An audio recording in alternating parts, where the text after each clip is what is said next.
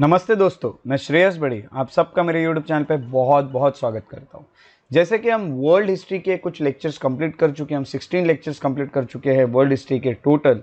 आज हम 17th lecture पढ़ेंगे जिसमें हम एक बहुत इंपॉर्टेंट टॉपिक पढ़ने वाले हैं जिसका नाम है कॉलोनियलिज्म। कॉलोनियलिज्म पे यूपीएससी हो या जो भी एग्जाम्स में वर्ल्ड हिस्ट्री है उस पर क्वेश्चन हमेशा आते ही है, इसलिए ये टॉपिक आपके लिए बहुत इंपॉर्टेंट टॉपिक होगा। तो ये टॉपिक को आज हम बहुत सिंपल तरीके से स्टडी करने की कोशिश करेंगे। तो चलिए आज का हमारा टॉपिक दैट इज कॉलोनियलिज्म, इसे पढ़ना शुरू करें। सबसे पहले हमें देखनी होगी डेफिनेशन, कॉलोनियलिज्म क्या होता है। देखिए, कॉलोनियलिज्म जो है उसकी डेफिनेशन आप कहाँ लिख सकते हो। जैसे कभी भी आपको कोई क्वेश्चन आता है आंसर राइटिंग के लिए, यूपीएससी हो या कोई भी एग्जाम में, तो आप ये चीज़ को उसके इंट्रोडक्टरी पार्ट में लिख सकते हो, उसके इंट्रोडक्शन में लिख सकते हो व्हाट इज़ कॉलोनियलिज्म। ये क्वेश्चन रहे या ना रहे, आपको कॉलोनियलिज्म पे कोई भी क्वेश्चन लिखते वक्त ये चीज़ उसके इंट्रोडक्शन में डालनी चाहिए। तो सबसे कॉलोनियलिज्म यानी क्या होता है। Colonialism is a socio political and economic phenomenon. अब यहाँ पे जो वर्ड यूज है, एक है सोशियो यानी एक तो कहाँ पे वो इम्पैक्ट कर रहा है सोसाइटी पे, दूसरा पॉलिटिकल सिस्टम पे, तीसरा हम कहेंगे जो यहाँ पे इम्पैक्ट हो रहा है वो है इकोनॉमिक चीज़ों पे। यानी अब आगे भी देखते हैं, that's of various European Nations. अलग अलग यूरोपियन नेशंस जो थे वो एक्सप्लोर कर रहे थे, कॉन्कर कर रहे थे, सेटल हो रहे थे या फिर एक्सप्लॉइट कर रहे थे ग्लोबल टेरिटरीज को।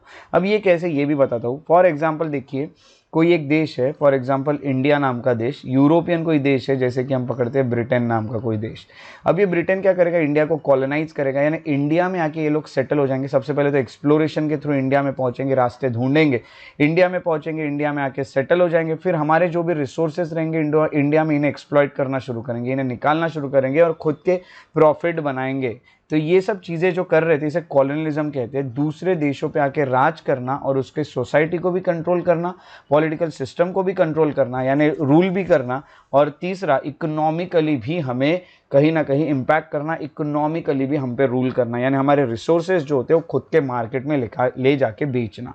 इसे कॉलोनियलिज्म कहते हैं। कॉलोनियलिज्म में सिर्फ आप सेटल नहीं होते हो, सिर्फ आप किसी को अपने अंडर नहीं लेते हो, बट उसका इकोनॉमिक सिस्टम जो होता है उसे भी आप यूज़ करते हो आपके खुद के प्रॉफिट के लिए। सो ये है कॉलोनियलिज्म की एक परफेक्ट डेफिनेशन जो कि हम यहाँ पे पता किए। तो यही अगर हम मैप में देखें तो यहाँ पे देखिए यूरोपियन कंट्रीज जो थी, countries that have been under the European control, यहाँ पे देखिए कॉलोनाइज्ड और कंट्रोल बाय यूरोप, जो ग्रीन आपको दिख रही है ये सब यूरोपियन जो कंट्री थी। जितने भी ग्रीन आपको दिख रहे हैं इस मैप में, वो पूरे कंट्री पे एक टाइम पे यूरोप के देश जो थे, अलग अलग देश, चाहे वो स्पेन हो, चाहे वो ब्रिटेन हो, चाहे वो पोर्चुगल हो, या फिर आप इटली का हो, फ्रांस का हो, जर्मनी का हो, जो भी देश थे ये सब लोग कहीं ना कहीं रूल किए थे।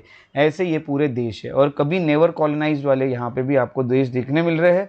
तो हम यही कहेंगे कि इस तरह के काफ़ी सारे देश, काफ़ी सारी कंट्रीज हमें यूरोप में देखने मिलती है, पूरे वर्ल्ड में देखने मिलती है जिसे यूरोप ने कंट्रोल किया था। तो यहाँ हमें डेफिनेशन भी पता चल गई, यानी हमारा क्वेश्चन का इंट्रो भी यहाँ कंप्लीट हो गया। कभी व्हाट इज कॉलोनियलिज्म यहाँ से क्वेश्चन शुरू हुआ तो भी आप लिख सकते हो, और आपको एक आइडिया भी मिल गया किस तरह से ये देशों को ये अपने कंट्रोल में रखते थे, यूरोपियन स्टेट्स।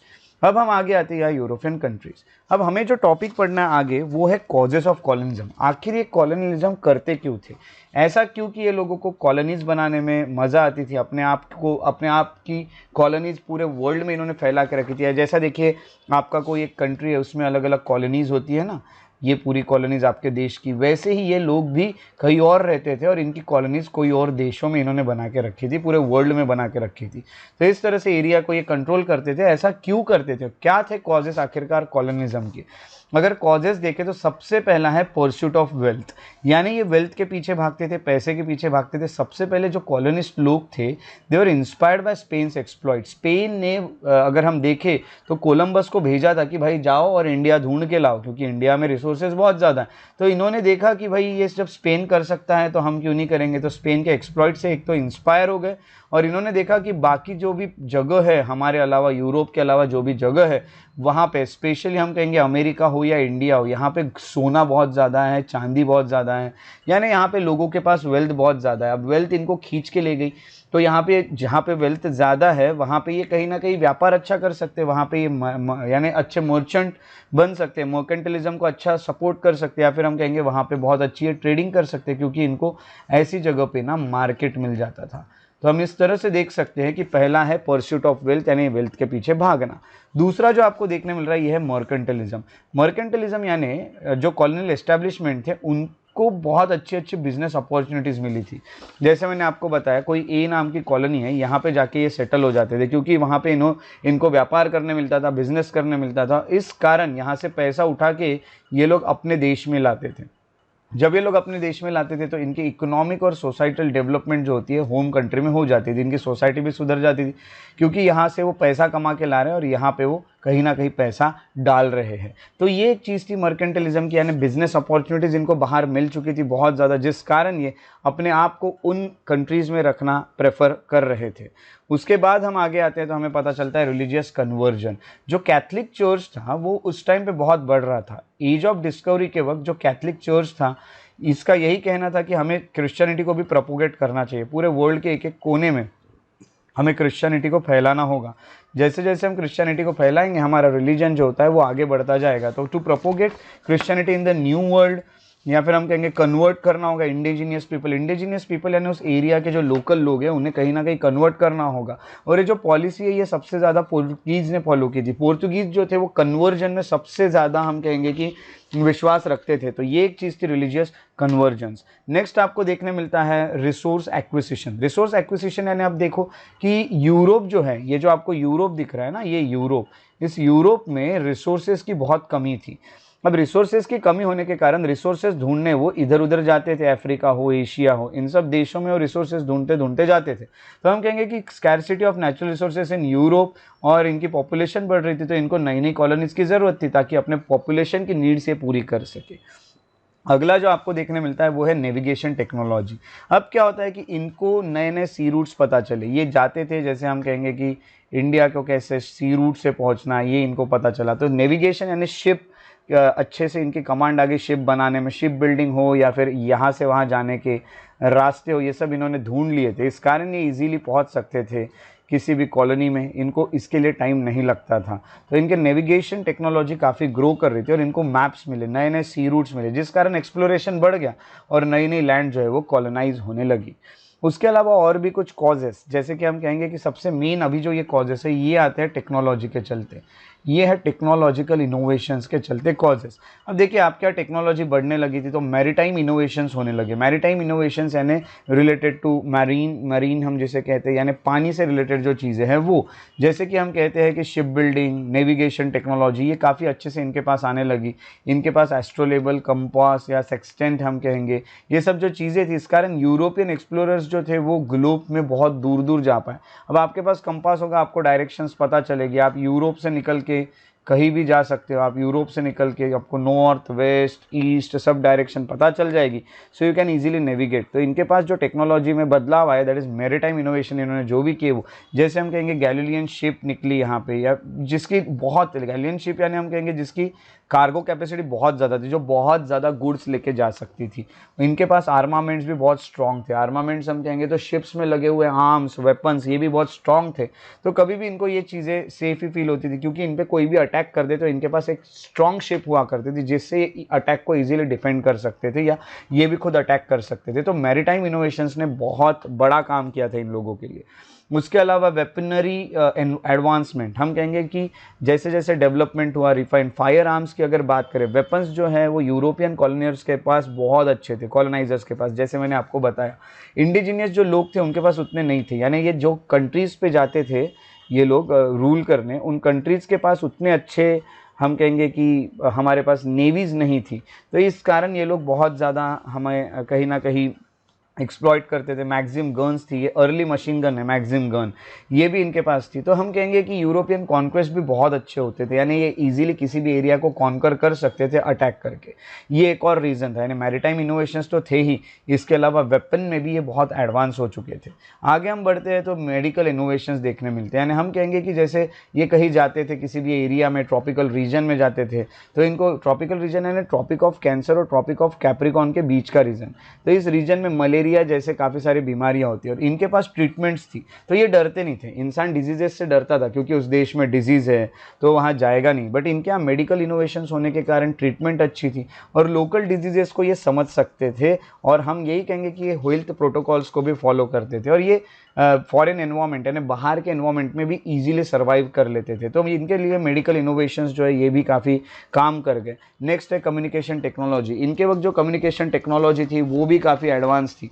हम कहेंगे कि ये इजीली कम्युनिकेट कर सकते थे, जैसे कि टेलीग्राफ को इन्होंने इन्वेंट कर लिया था, जिस कारण ये कम्युनिकेशन कॉलोनीज़ के बीच में और अपने होम कंट्री के बीच में इजीली कर सकते थे।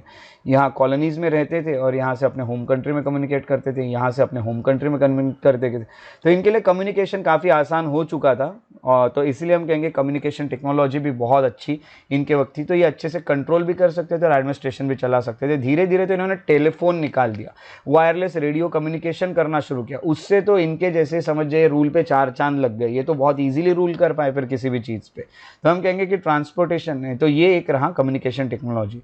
उसके बाद नेक्स्ट जो आता है वो है ट्रांसपोर्टेशन। ट्रांसपोर्टेशन यानी इन लोगों ने धीरे धीरे रेलवे हो गया, रोड सिस्टम हो गया, इनको भी काफ़ी इफेक्टिव बना, काफ़ी ज़्यादा डेवलप किया, जिस कारण इफेक्टिवली ये रिसोर्स को एक जगह से दूसरे जगह ले जा सके। ए नाम के रिसोर्स के निकालते थे और बी नाम के रीजन में इजीली पहुंचा देते थे। इनके लिए इनके पास रेलवे थी, रोड सिस्टम था, एवरीथिंग वाज देयर। सो यहाँ पे ट्रांसपोर्टेशन इंफ्रास्ट्रक्चर ने भी इनका काफ़ी बड़ा काम आसान कर दिया था।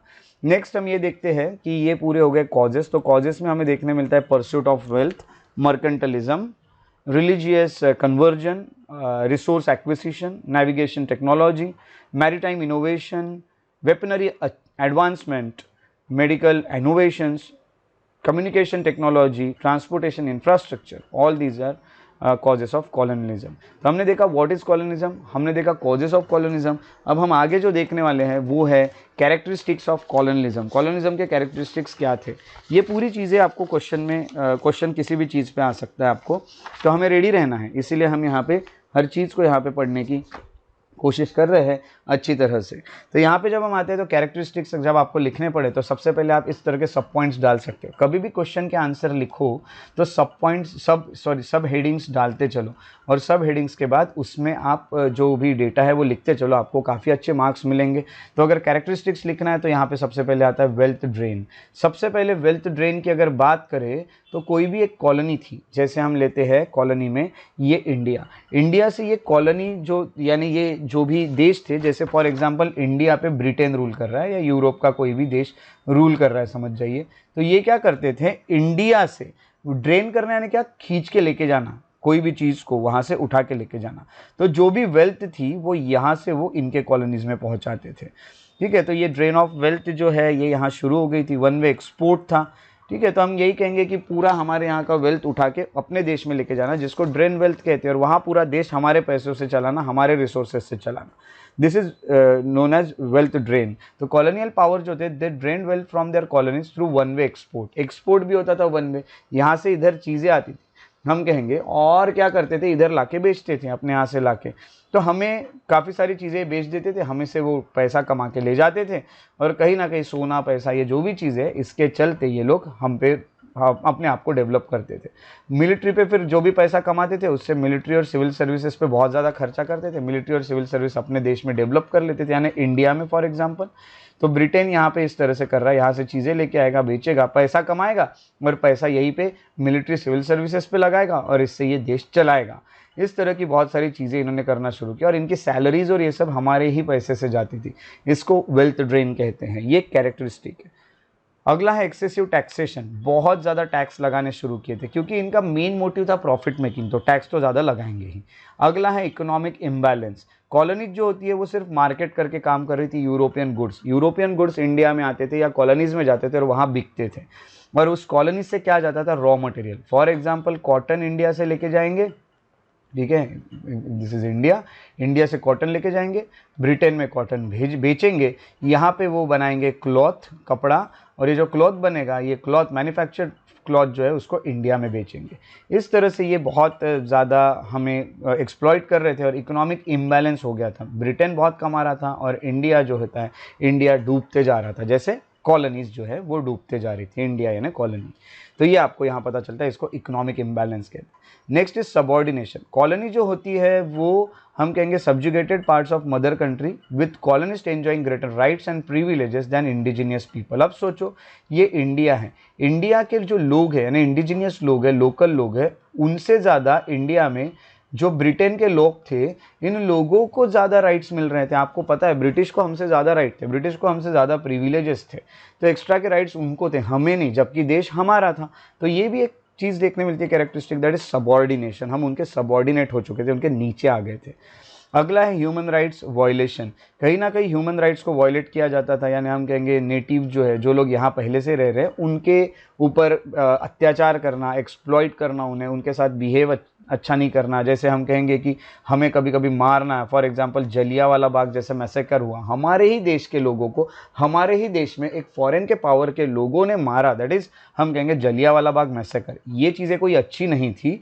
और डिवाइड एंड रूल पॉलिसी, ये तो बहुत बड़ी कैरेक्टरिस्टिक है। हमें ये लोग डिवाइड करते थे इंडिया में, रिलीजन के नाम पे डिवाइड करते थे, हमें तोड़ते थे और फिर हम पे रूल करते थे, है ना। हमारे झगड़े शुरू हो जाते थे और इनको आसानी जाती थी रूल करने में, रिलीजन हो, कास्ट हो, रीजन हो, इन सब नाम पे वो डिवाइड करते थे।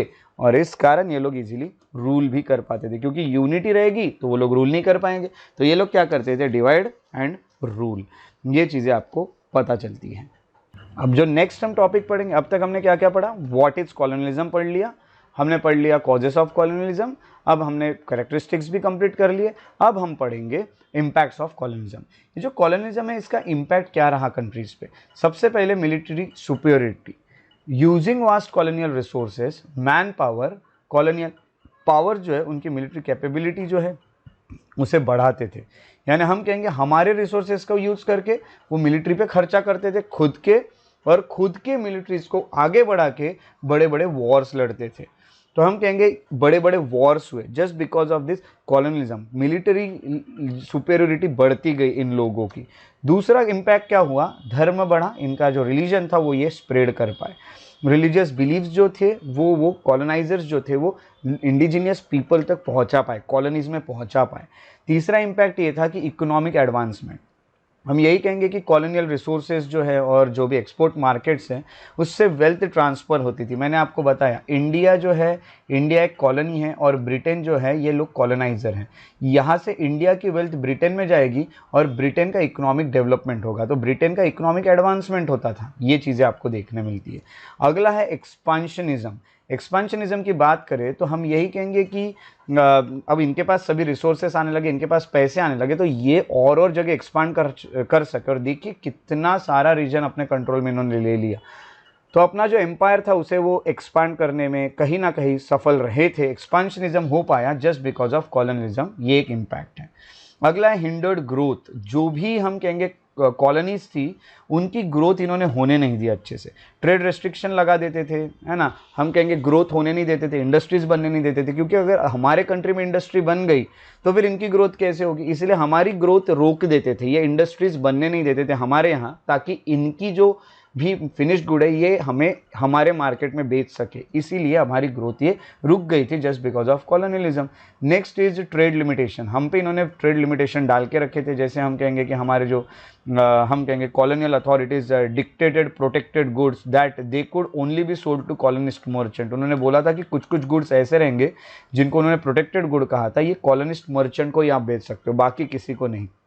यानी जो कॉलोनियलिस्ट लोग हैं, ब्रिटेन को लोग हैं, उन्हीं को बेच सकते, ब्रिटेन के व्यापारियों को बेच सकते, जैसे कि शुगर हो गई, टोबैको हो गई, कॉटन हो गया, इंडिगो हो गया, फोर हो गया, आयन हो गया, ये सब रॉ मटेरियल है। ये क्या करेंगे, हमसे रॉ मटेरियल खरीद के ले जाएंगे, ब्रिटेन के इंडस्ट्री में मैन्युफैक्चर्ड गुड्स बनाएंगे और हमें लाके बेचेंगे और पैसा कमाएंगे। ऐसे ट्रेड पे लिमिटेशंस लगाते थे।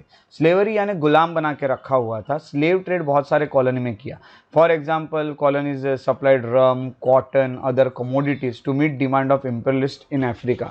तो हम कहेंगे अफ्रीका से इतने स्लेव्स लेके गए, रम, कॉटन, अदर कमोडिटीज लाके बेचते थे, कॉलोनीज से लेके जाते थे, है ना, कॉलोनीज से लेके जाते थे, खुद के एरिया में बेचते थे, और उसके साथ साथ इन चीज़ों पे काम करने के लिए इन्होंने स्लेव्स को रखा था। तो ये सब चीज़ें होती थी। और अगला जो बढ़ा वो है एग्रीकल्चर कमर्शियलाइजेशन। अब कैश क्रॉप्स का ग्रोथ होने लगा। जैसे हम कहेंगे कॉटन, इंडिगो, टोबैको, शुगर, ये सब कैश क्रॉप्स है जिनको आप मार्केट में कुछ गुड्स बना के बेच सकते हो, उनका कोई मैन्युफैक्चर्ड गुड्स बना के बेच सकते हो। यानी अब जो हमारे ऐसे क्रॉप्स है जो हम कंज्यूम कर सकते हैं, वो क्रॉप्स को छोड़ के अब हमारे यहाँ कैश क्रॉप आने लगे जिससे आप अच्छी कमाई कर सकते हो। तो एग्रीकल्चर कमर्शियलाइजेशन यहाँ हो गया। और आखिरी जो इम्पैक्ट हुआ, सबसे main, last but not the list, that is racism. Racism इन्होंने काफ़ी बढ़ाया। हमें डिस्क्रिमिनेट किया, बहुत रेसिस्ट लोग थे, बहुत भेदभाव करते थे, है ना, हम लोगों को बहुत नीचा दिखाते थे। तो रेसिज्म भी कॉलोनियलिज्म के कारण बहुत ज़्यादा बढ़ा। तो these were the impacts of colonialism. अब हम आखिरी टॉपिक पे आते हैं। अब हम इस पूरे टॉपिक को कंक्लूड करेंगे। जब भी आप कोई आंसर लिखने जाओ तो आपको कंक्लूजन लिखना ज़रूरी है। तो आप इस तरह का कंक्लूजन लिख सकते हो, colonialism a historical process mark bye exploration, exploitation and subjugation, यानी एक्सप्लोर किया उन्होंने, एक्सप्लॉयट किया और सब्जुगेट किया, यानी हमें सबॉर्डिनेट बना दिया, has left indelible marks on world history, है ना। तो इसने बहुत बड़ी छाप छोड़ी है वर्ल्ड हिस्ट्री पे, और वर्ल्ड पॉलिटिक्स जो है वो कॉलोनीज की पॉलिटिक्स, सोसाइटी या इकोनॉमिक रियलिटी जो होती है उसे कहीं ना कहीं अपने तरीके से बनाया, shaping the political, social and economic realities of the former colonies into myriad ways. तो ये इस तरह का आप कंक्लूजन लिख सकते हो, आप अपनी लैंग्वेज में बिल्कुल लिख सकते हो। तो आज का जो टॉपिक था दैट इज कॉलोनियलिज्म। कॉलोनियलिज्म में हमने क्या क्या पढ़ा? हमने सबसे पहले पढ़ा कॉलोनियलिज्म की डेफिनेशन, व्हाट इज कॉलोनियलिज्म। दूसरा हमने जो पढ़ा वो है कॉजेज ऑफ कॉलोनियलिज्म। तीसरा जो हमने टॉपिक पढ़ा दैट इज कैरेक्टरिस्टिक्स ऑफ, देखिए कोई भी क्वेश्चन आपको आएगा तो इन्हीं इसमें से आएगा, इन्हीं टॉपिक्स में से आएगा, कैरेक्टरिस्टिक्स ऑफ कॉलोनियलिज्म। नेक्स्ट हमने जो पढ़ा वो पढ़ा इम्पैक्ट ऑफ कॉलोनियलिज्म, और हमने लास्ट जो पढ़ा वो है कंक्लूजन, वेरी गुड कंक्लूजन। तो इस तरह से हमारी पूरी कॉलोनियलिज्म से रिलेटेड चीज़ें पूरी हुई। कॉलोनियलिज्म एक बहुत इंपॉर्टेंट टॉपिक है, इस पर आपको क्वेश्चन आएगा, इसलिए मैंने आपको ये कवर करके दिया है। इसको अच्छे से डील कीजिएगा जो भी क्वेश्चन आएगा, और अपने आप का जो प्रिपरेशन है उसे अच्छा बनाते चलिएगा। अगर आपको मेरे वीडियोस पसंद आते हैं तो उन्हें लाइक करना ना भूलें, और सब्सक्राइब करें चैनल को। जितने आप सब्सक्राइब करते रहोगे, जितने आप लाइक करते रहोगे वीडियोस को, मुझे पता चलते रहेगा कि आपको मेरे वीडियोस पसंद आ रहे हैं, तो मैं और भी वीडियोस बनाते रहूँगा। मेरा इंस्टाग्राम पे पेज है श्रेयस IAS अकेडमी करके, श्रेयस IAS अकेडमी करके, फेसबुक पे भी पेज है, उन्हें भी आप फॉलो कर सकते हैं, वहाँ पे भी आपको काफ़ी सारे वीडियोस मिल जाएंगे। और उसके अलावा टेलीग्राम पे श्रेयस बढ़िया चैनल है, यहाँ पे आपको काफ़ी सारी चीज़ें मिल जाएगी। फॉर एग्जांपल नए वीडियोस के अपडेट, कुछ नोट्स, है ना, कभी कुछ टेस्ट है, ये सब आपको यहाँ पे मिल जाएगी, तो इसे भी आप ज्वाइन कर सकते हैं। तो हम मिलते हैं अगले वीडियो में, तब तक के लिए आप लोग अपना ख्याल रखिए। Take care and have a very very good day.